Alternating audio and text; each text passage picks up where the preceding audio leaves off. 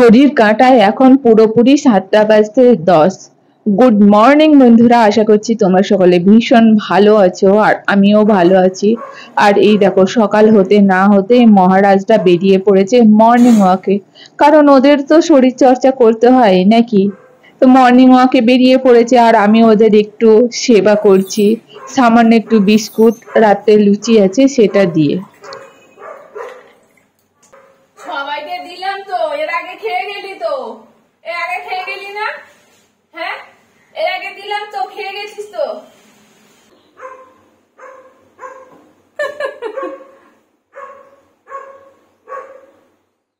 হাত বাড়াচ্ছে, দেখো হাত বাড়াচ্ছে। ওরা এটা দিয়ে খায়, জানে কোনটা দিয়ে দেবে কে, ওরা হাত বাড়াচ্ছে। হাত বাড়িয়ে উপরে শুয়ে পড়েছে সানসেটে, দিয়ে এখান থেকে হাত বাড়াচ্ছে, এখান থেকে নেবে। আমি এর আগেও দিয়েছি, এসে খেয়ে গেল। ওই জন্য একজনাকে খেতে দেখে সবাই চলে এসেছে। আর এইদিকে আমার চা হয়ে গেছে।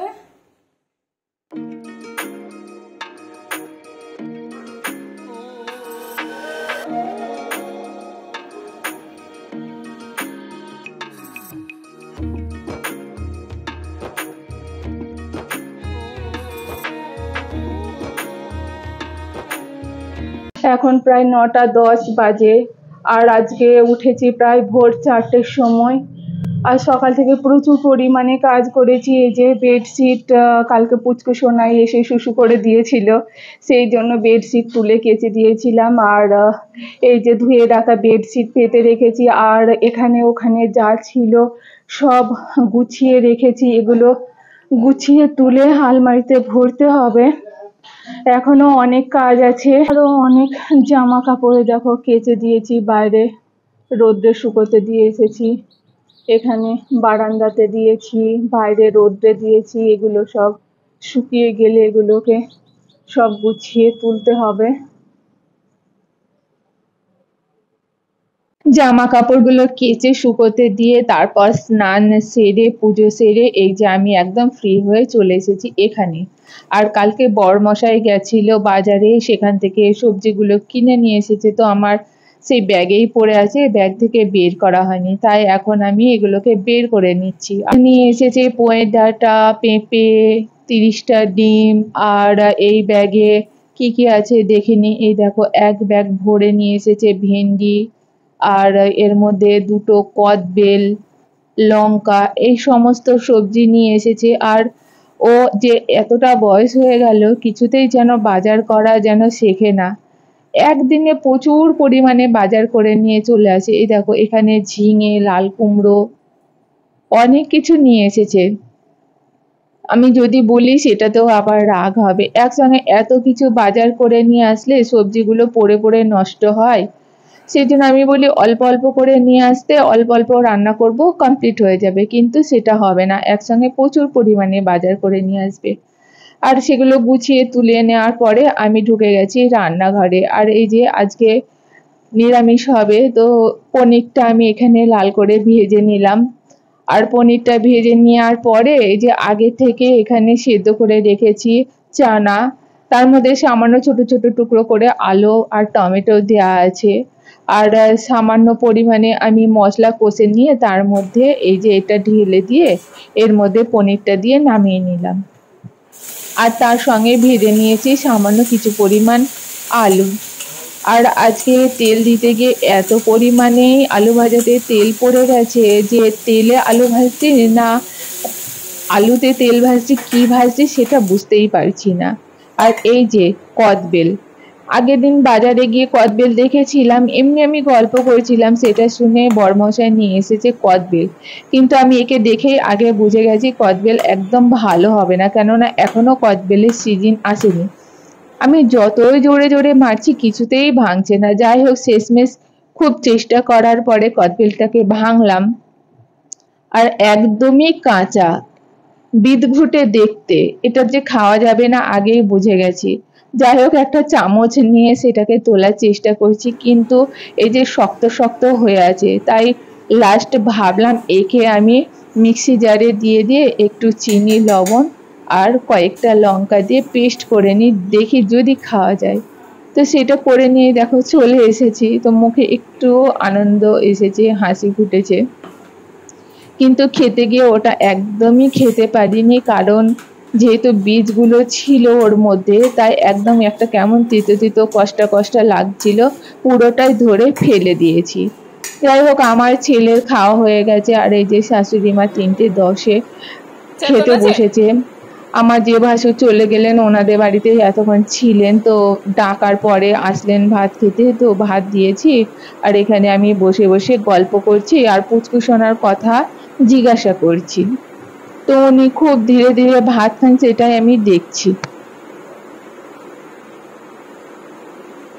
যেহেতু কথা বলছি আর ও ভেবেছে ও কার সঙ্গে কথা বলছে, তাই মুখটা নিচু করে দেখতে আসে। দেখো টেকু, টেকু, এই দেখো টেকু, টেকু এসেছে। আমি কাজকর্ম সেরে কেবল উঠেছি, একটু শরীরটা ঠিকঠাক লাগছে না। আর এই দেখো টেকু এসে হাজির। এখন হবে অত্যাচার শুরু।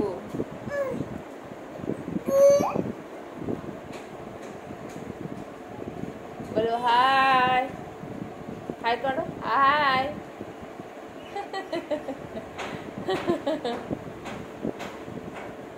খুব মিষ্টি মেয়ে।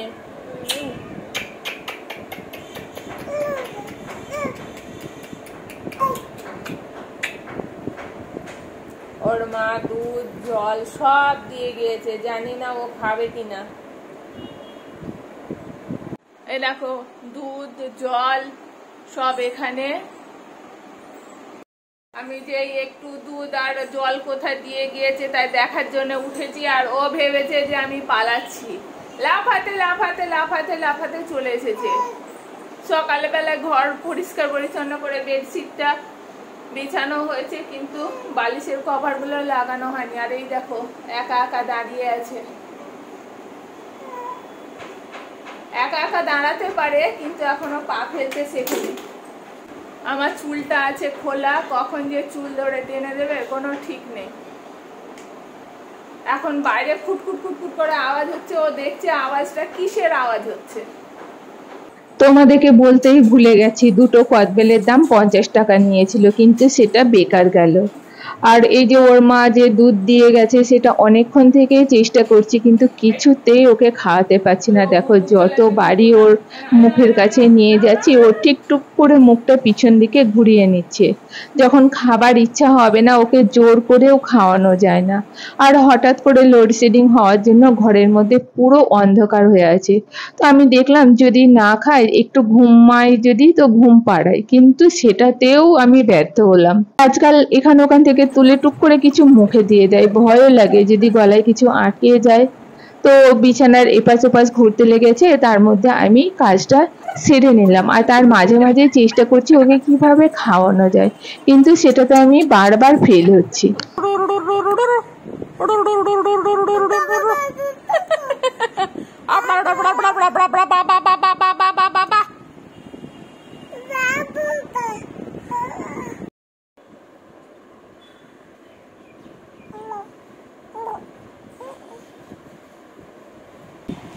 ও এখন আমার নাইটির ফুলগুলো সুতোগুলো তুলে মুখে দেওয়ার চেষ্টা, অনেকক্ষণ থেকে চেষ্টা করছে। আমি ভাবছি ও কি করছে দেখি। আর দেখো নাইটির সুতোগুলো তুলে তুলে মুখে দেওয়ার চেষ্টা। ওরে বাবা গো, কোথায় কিসের আওয়াজ হচ্ছে সেই দিকে নজর। কেউটা ও লাগছে তো, ছিঁড়ে গেল তো।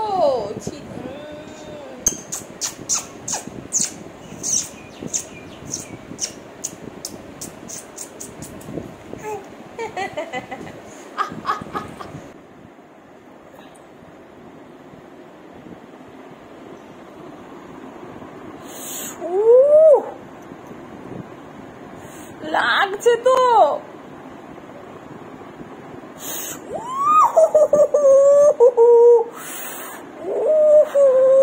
লাগছে ব্যথা।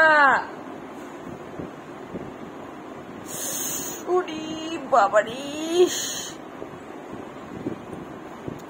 দেখো আমার ওইটাকে চিমঠিয়ে একদম জায়গাটাকে একদম ফুলিয়ে দিল। বাপরে কি লাগা লাগে, আর ওর হাতে কি বড় বড় নখ, ওর মা কিছুতেই নখ কেটে দেবে না। এ দেখো কি বড় বড় নখ, দেখো হাতে, এ দেখো কি বড় বড় নখ, একদম নখে। আরে দেখো চুপ করে বসে আছে আর আমাকে একদম খামচিয়ে রাখলো না। আর দুধটা কে খাবে? এক ফোঁটা তো খাওয়াতে পারলাম না। অনেকক্ষণ এদিক ওদিক ঘোরার পর বেশ ও ক্লান্ত হয়ে গেছে, তো আমি ভাবলাম এবার দেখি যদি খাওয়ানো যায়, যদি খিদে পায় ওর। তো আমি দুই পায়ের মাঝে বালিশটা দিয়েছি আর বালিশের মাঝে ওকে শুয়ে দিয়েছি। আমি ছোটবেলায় থেকে ওকে এইভাবেই আমি শুয়ে দুধ খাওয়াই। তো ওকে বালিশের উপর শুয়ে দিয়ে দুধটা দিয়েছি, অল্প অল্প করে ও খাচ্ছে। আর খেতে খেতে ওর চোখ মুখ দেখে মনে হলো যে ওর ভীষণই ঘুম পেয়েছে। তো খানিকটা দুধ খাওয়ার পরে এই দেখো ও উঠে পালিয়ে গেল, আর একটা কেমন ভীষণ ক্যাঁ ক্যাঁ করছে যেন ঘুমোবে। তা আমি ভাবলাম যদি ঘুমিয়ে যায় তো ভালোই হয়, ঘুমাক। তো দেখো এইটুকু খেয়েছে আর এতটা বাকি আছে, আর ওই পাশে শুয়ে ও আর নড়াচড়া করছিল না। তো আমি ভেবেছি হয়তো ঘুমিয়ে গেছে। খানিকক্ষণ এইভাবে চুপচাপ শুয়ে থাকার পরে ও যে কি করলো সেটা দেখো তোমরা।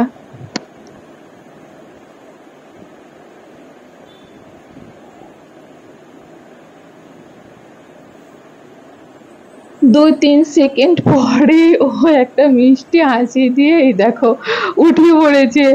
আমি ভাবলাম হয়তো ও ঘুমিয়ে গেছে, কিন্তু ও ঘুমোয়নি, এত দুষ্টুমি করছে আজকে। দেখো উঠে পড়েছে, উঠে আমাকে টুকটুক করে দেখছে। আহ কি দারুণ, মানে কি আর বলবো ওকে, কিছুতেই ঘুমোলো না। আমি ভাবলাম ঘুমোলে ভালোই হয়, কারণ আমারও তো শরীরটা ভালো লাগছে না। যদিও আমি দিনের বেলায় সেই রকম কোনো দিনই ঘুমোই না, একটু রেস্ট নেওয়া যাবে, কিন্তু কিসের কি। বিকেলে চলে গেছিলাম ছাদে, আর এই দেখো এখানে চলছে হনুমানদের র্যাম ওয়ার্ক। সকাল বিকাল ওদের যেন প্রত্যেক দিনের একটা ডিউটি। তো আমার ভিডিও তোমাদের সকলে কেমন লাগছে অবশ্যই কমেন্ট বক্সে জানিও। ভালো লাগলে একটি লাইক করো, পারলে আমার চ্যানেলটিকে সাবস্ক্রাইব করে দিও। তোমরা সকলে ভালো থেকো, টাটা।